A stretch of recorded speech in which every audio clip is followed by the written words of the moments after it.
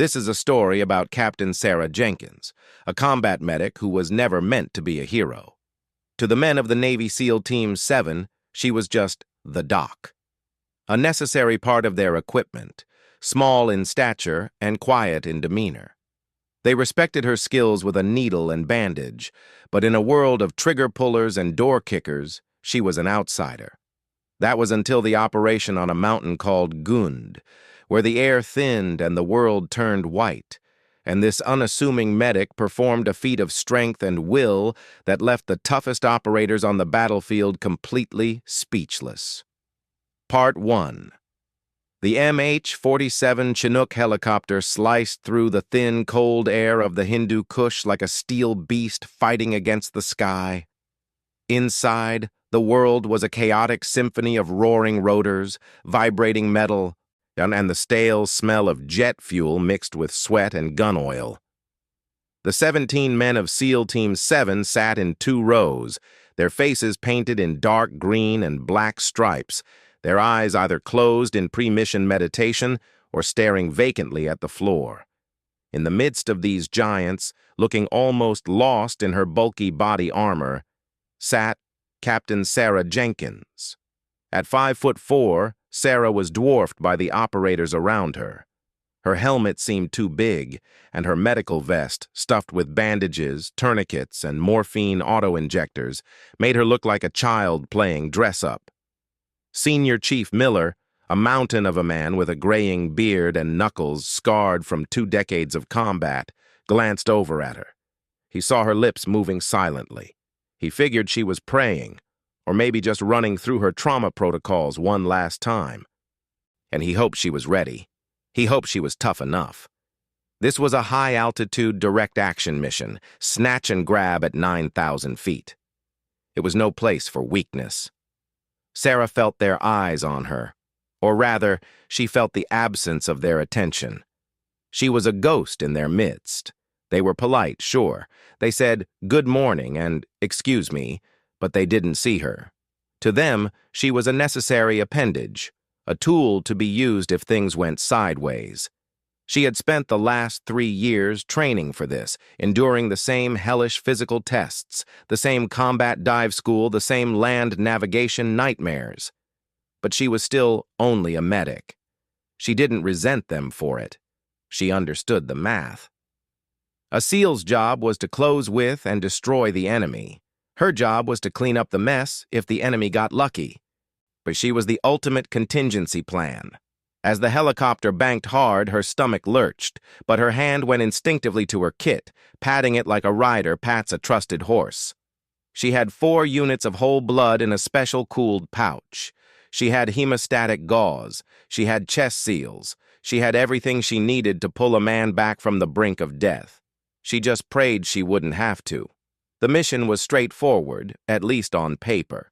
A high-value Taliban facilitator, a man who financed and supplied the fighters in the region, was holed up in a small compound nestled on a saddle between 2 peaks. The insertion was fast roping from the helicopter onto a ridge just above the compound. They would assault downhill using the force of gravity and surprise to overwhelm the guards. Grab the target, snatch any hard drives or paperwork, and exfiltrate to a landing zone a mile down the mountain. The intelligence was solid. The weather was marginal. It was a typical day's work. 5 mics, the crew chief shouted over the intercom, holding up 5 gloved fingers. Sarah felt the collective shift in the cabin's energy. Bodies tensed. Weapons were checked one final time. The rhythmic clack of bolts being pulled and released sounded like a drummer's roll. She checked her own sidearm, a Sig Sauer P320, though she hoped she wouldn't need it. Her weapon was her hands and her medical bag. The ramp began to lower. Freezing air, sharp as broken glass, screamed into the cabin, instantly stealing the warmth. Sarah gasped, the air burning her lungs. Below her, through the swirling clouds of rotor wash, as she could see the jagged rocks of the ridge, covered in a dusting of fresh snow. It looked like the surface of the moon. "Go, go, go!" The seals moved like water, pouring out the back in a disciplined stream. Sarah watched them go, her heart hammering against her ribs. Then it was her turn. She shuffled to the edge, the thick rope dangling into the abyss.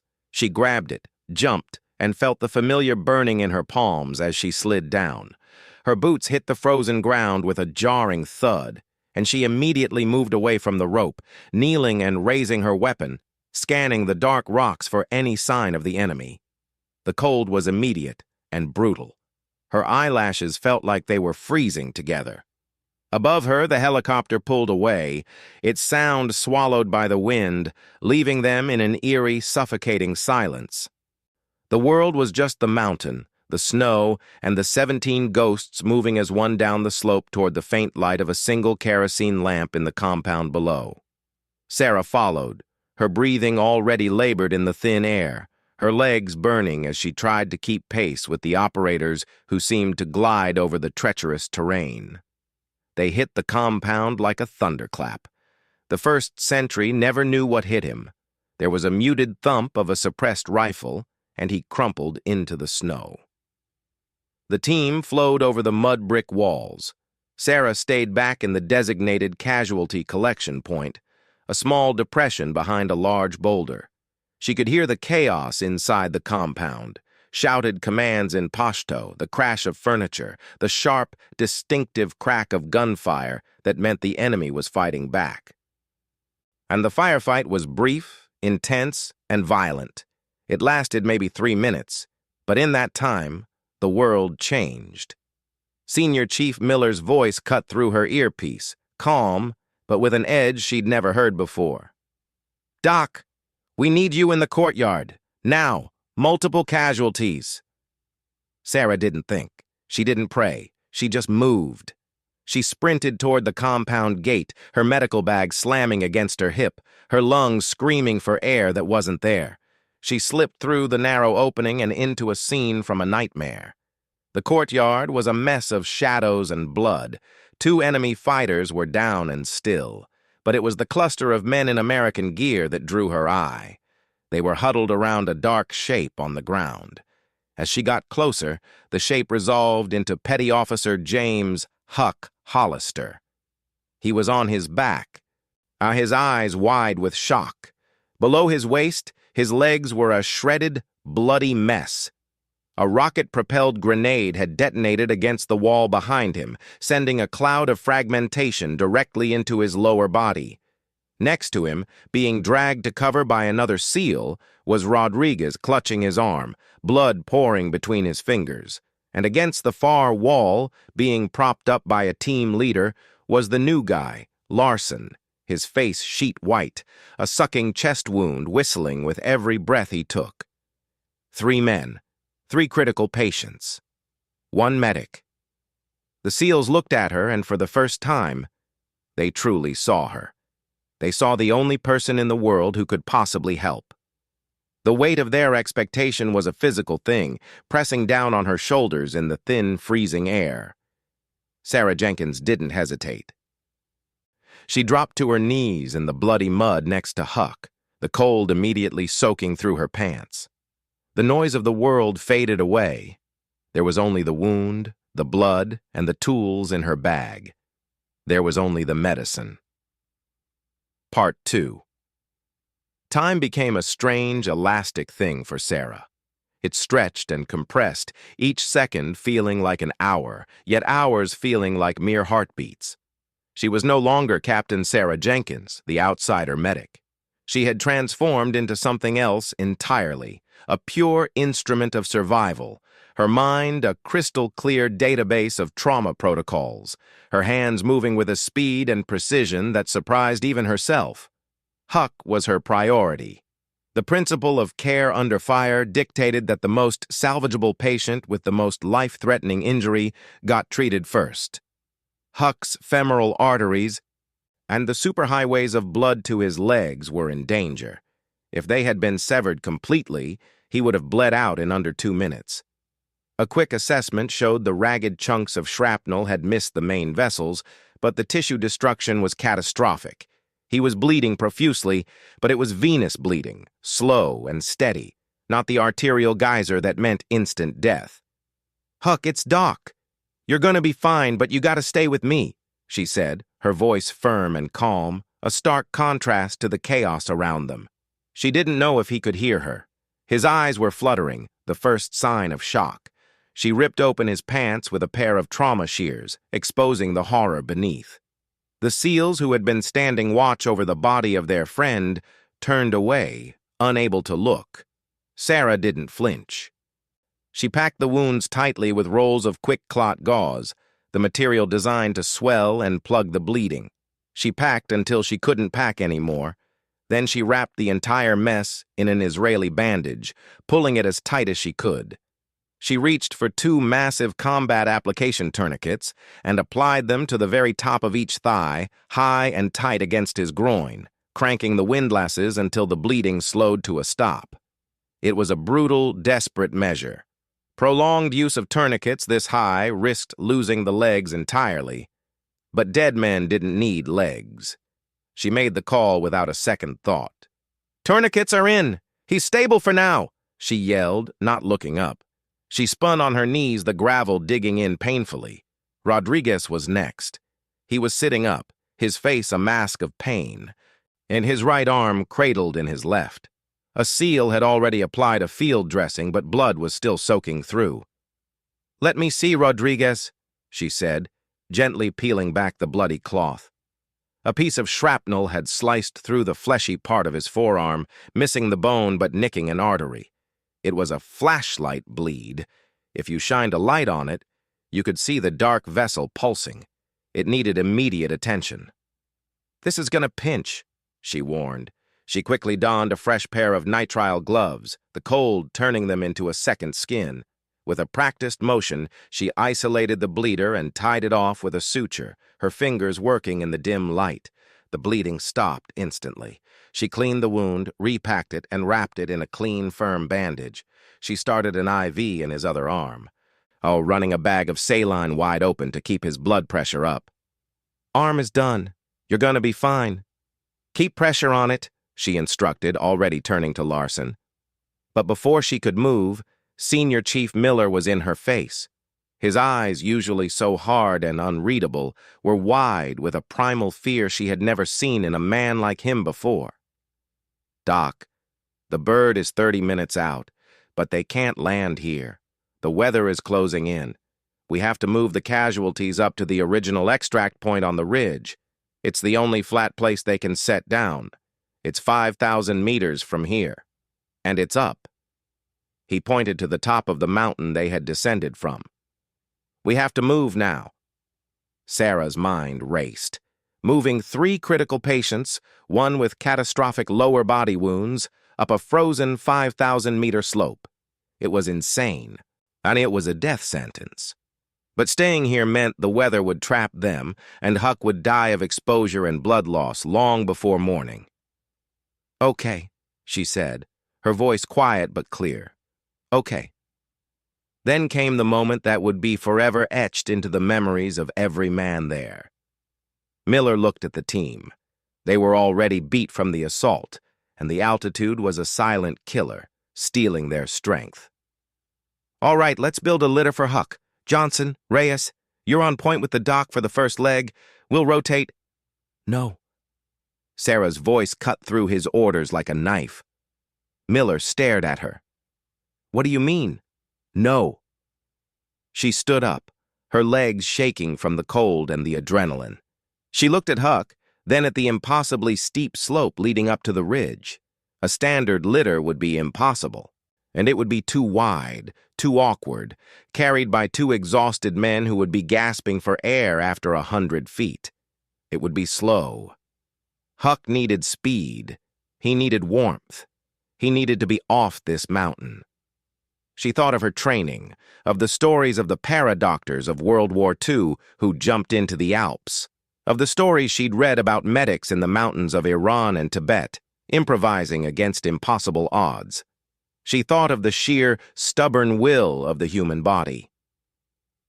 "He's coming with me," she said. Without another word, Sarah Jenkins bent down. She maneuvered Huck's limp, heavy body into a fireman's carry, a move that defied physics. But that wasn't enough. The carry wouldn't work for the long haul. She needed him secure. She took a length of tubular nylon webbing from her pack, gear meant for rappelling, not for this. She wrapped it around his torso and then around her own chest, tying him to her back in a crude, tight harness. Huck's dead weight, easily 190 pounds of muscle and gear, settled against her. Her knees buckled for a second, and then, with a groan that came from somewhere deep in her soul, she straightened up. The silence in the courtyard was absolute. The wind howled, but no one heard it. They only stared at the small woman now carrying a man twice her size on her back. "Doc, you can't be serious," Miller whispered, his voice stripped of all command authority. "The altitude. You won't make it 100 yards. Sarah looked at him. Her face was pale, but her eyes were blazing with a fire that burned away the cold. "Then I'll make it 100 yards, she replied. "And then I'll make it 100 more. Now, get Rodriguez and Larson moving. Stay behind me. If I fall, pick us both up." She took her first step. It was agony. Her quadriceps screamed. Her lower back felt like it was tearing. The weight was crushing. But she took another step, and another. The SEALs, the most elite warriors on the planet, could only watch in stunned silence as only a medic began her long, impossible climb up the mountain. Part 3. The first 500 meters were a war fought entirely within Sarah's own body. Every fiber of muscle, every joint, every screaming nerve ending was united in a single primal message. Stop, drop the weight, rest. Her lungs, starved for oxygen in the thin air, burned as if she were breathing fire. Each step required a conscious, Herculean effort of will. Her vision tunneled, the edges going gray, and she had to stop and shake her head violently to clear the dots swimming before her eyes.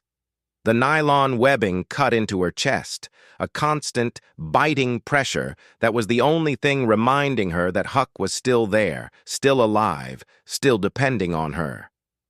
Behind her, she could hear the labored breathing of the SEALs helping Rodriguez and Larson.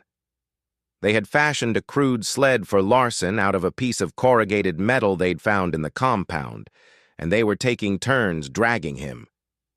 Miller had Rodriguez's good arm over his shoulder, half carrying, half dragging the man up the slope. The rest of the team formed a perimeter, their eyes scanning the dark rocks, their breath pluming in the frigid air. They were moving as fast as they could, but their pace was dictated entirely by the small, straining figure at the front of the column. Sarah developed a rhythm, a mantra. Step, breathe, step, breathe. Don't think about the top. Just think about the next rock, the next patch of snow, the next step. She talked to Huck constantly, a low, murmured monologue that was as much for her own sanity as for his. "You're doing great, Huck. We're making good time. Just a little further. You're gonna see your little girl again, remember? You showed me her picture, the one with the pigtails. She's waiting for you, so you just hang on. You just hang on and let me do the work." She couldn't see his face, couldn't tell if he was conscious, but she could feel the wet warmth of his blood seeping through her clothing, a grim reminder of the ticking clock. Then the terrain got worse.